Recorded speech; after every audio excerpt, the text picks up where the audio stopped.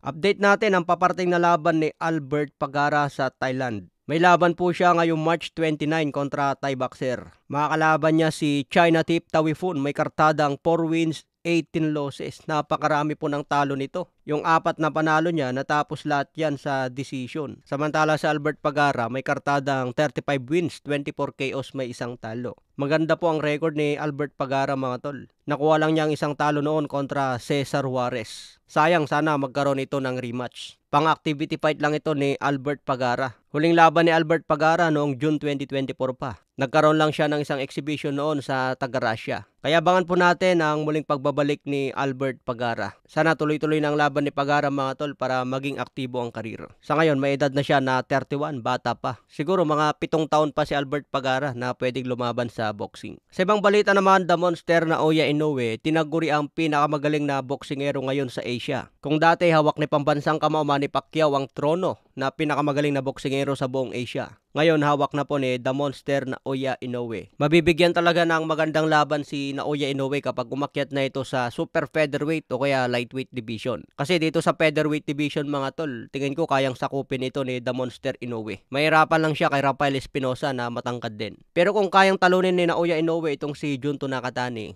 tingin ko kakayanin din niya si Rafael Espinosa. Sa ibang balita, George Kambosos laban na po ngayong March 22. Makakalaban po niya itong si Jake na may kartadang 16 wins, 15 KOs, may isang talo. 24 pa lang ang edad nito at 5 days notice lang. Umatras kasi ang dating kalaban ni Kambosos na si Jordan. Kaya pinalitan ng kalaban mga tol within 5 days.